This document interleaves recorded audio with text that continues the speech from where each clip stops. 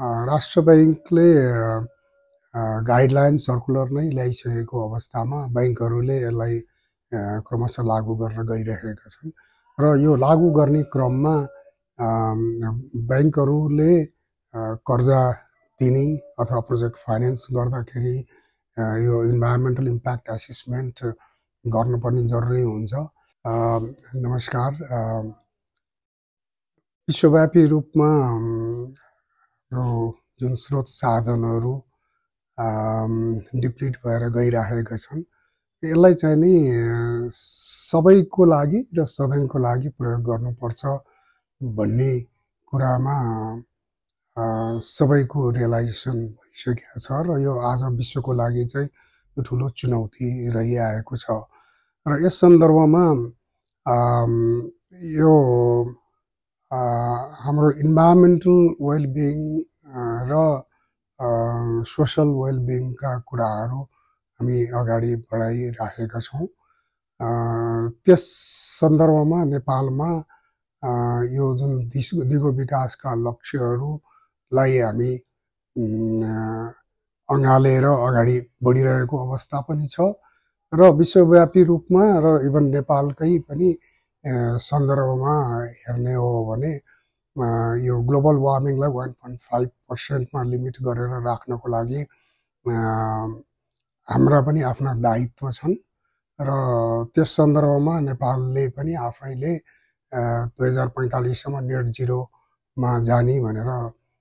Commit गरिसकेको अवस्था छ। अबको दिनमा हामीले यो सस्टेनेबल डेभलपमेन्टको लागि सस्टेनेबिलिटीको जुन एजेन्डा छ यसलाई अलि व्यापक रूपमा अगाडि बढाउन जरुरी भइसक्यो र टट्कारो नै देखिसकेको छ। र त्यस सन्दर्भमा नेपाल राष्ट्र बैंकले यो इन्भाइरोमेन्टल सोशल रिस्क म्यानेजमेन्ट सिस्टमको लागि चाहिँ गाइडलाइन्सहरू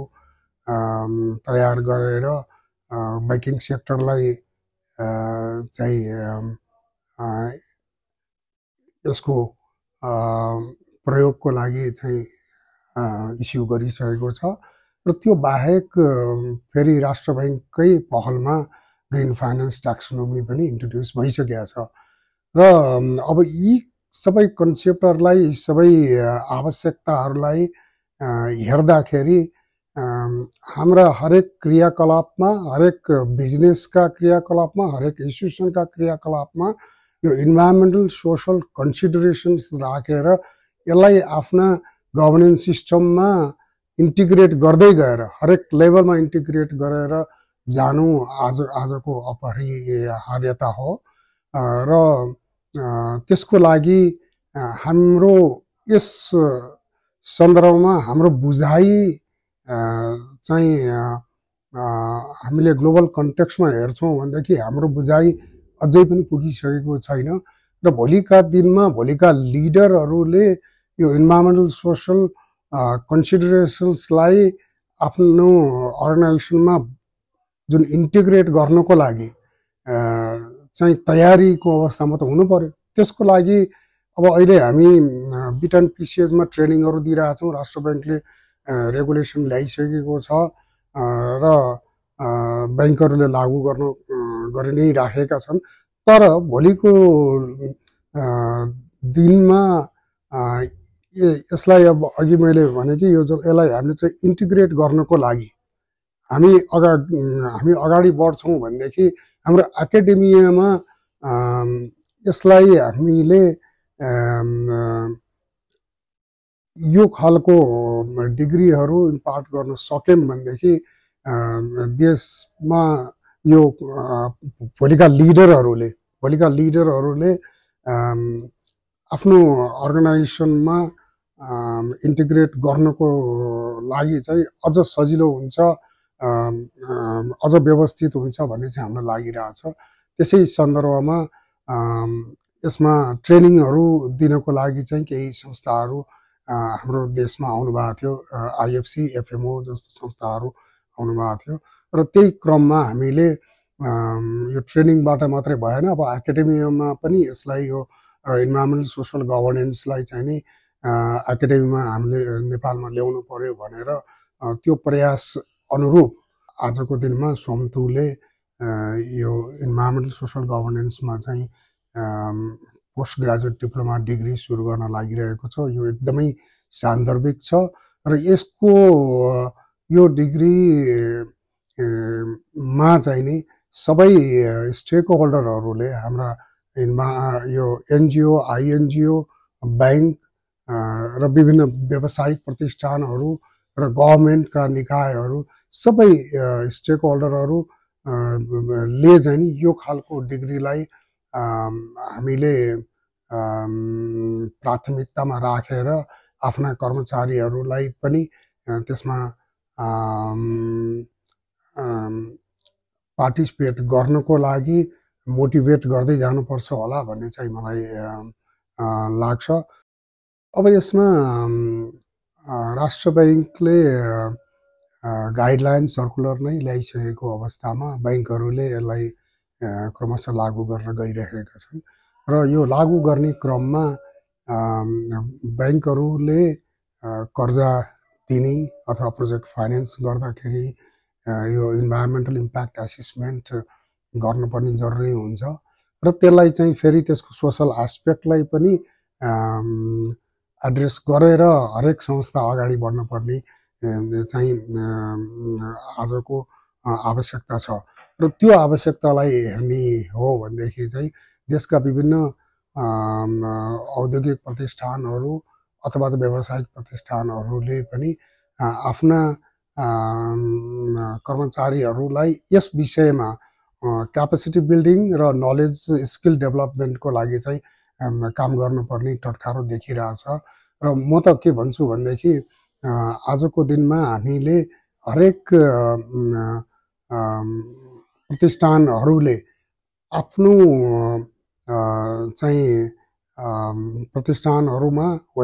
यो ब्याङ्क होस् अथवा व्यावसायिक प्रतिष्ठानहरू होस् उनीहरूले एउटा सस्टेनेबिलिटी म्यानेजर भनेर छुट्टै नै एउटा चाहिँ नि पोजिसनै चाहिँ क्रिएट गरेर अगाडि बढ्न पर्ने हुन्छ र यो चाहिँ आज अर्को हिसाबले हेर्नुहुन्छ भने यो विश्वव्यापीकरणमा चाहिँ हामीले भोलिका दिनमा हाम्रा व्यवसायहरू सञ्चालन गर्नको लागि हाम्रो चाहिँ लोकल रिसोर्सेसले त पुग्दैन, हाम्रो यहाँकै रिसोर्सेसले पुग्दैन। यसमा चाहिँ हामीले इन्टरनेसनल्ली अरू ब्याङ्किङ संस्थाहरू अथवा अरू इन्भेस्टरहरूलाई चाहिँ हामीले आह्वान गर्नुपर्ने हुन्छ। नत्र भने हामीले जुन किसिमका लक्ष्यहरू लिएका छौँ त्यो लक्ष्य पुरा गर्नको लागि हाम्रो डोमेस्टिक रिसोर्सेसले पुग्दैन भने बाहिरको त आउनुपर्छ र बाहिरको आउने क्रममा उनीहरूले खोज्ने पहिलो कुरो चाहिँ के छ भनेदेखि इन्भाइरोमेन्टल सोसल गभर्नेन्सको चाहिँ स्टेटस के छ त कुनै पनि संस्थामा लगानी गर्दाखेरि भन्ने कुराहरू उनीहरूले खोज्छ र त्यो बेलामा हामी त्यसको लागि तयारी त भएर बस्नुपर्ने हुन्छ र त्यसैलाई अनगोइङ रूपमा चाहिँ एड्रेस गर्नको लागि फेरि अर्गनाइजेसनको स्ट्रक्चर, अर्गनाइजेसनको गभर्नेन्स सिस्टम नै चाहिँ त्यही हिसाबले हामीले परिमार्जित गर्दै जानुपर्ने हुन्छ र त्यसमा स्किल डेभलपमेन्ट र क्यापेसिटी डेभलपमेन्टको काम चाहिँ हामीले गर्नुपर्ने हुन्छ। त्रिभुवन युनिभर्सिटी स्कुल अफ म्यानेजमेन्टले यो कोर्स ल्याउनको लागि विभिन्न स्टेक होल्डरहरूसँग कन्सल्टेसन गरेको छ र विभिन्न स्टेक होल्डरहरूसँगको कन्सल्टेसन पछि चाहिँ यसलाई अब अहिले लन्च गर्न तयार अवस्थामा छ र यो कोर्स डेभलप गर्दाखेरि एफएमओ र इन्भेस्ट फर इम्प्याक्ट नेपालको सहकार्यमा चाहिँ हामीले बार्सिलोना स्कुल अफ म्यानेजमेन्ट ले कोर्सलाई चाहिँ डेभलप गर्न सहयोग गरेको छ र त्यो बाहेक बार्सिलोना स्कुल अफ म्यानेजमेन्टले हाम्रो फ्याकल्टीहरूलाई पनि कोर्स डेभलप गर्न र त्यसको कन्टेन्टहरू डेभलप गर्नलाई पनि उनीहरूले चाहिँ मेन्टरिङ गाइडेन्सहरू चाहिँ प्रदान गरिरहेको छ र त्यो बाहेक कन्टिन्युस रूपमा बार्सिलोना स्कुल अफ म्यानेजमेन्टको चाहिँ यसमा सहभागिता रहिरहने नै छ र यस महिनामा यो जुन कोर्स डेभलप भएको छ यो कोर्स चाहिँ विश्वस्तरीय नै हुनेछ भन्ने चाहिँ हाम्रो विश्वास छ।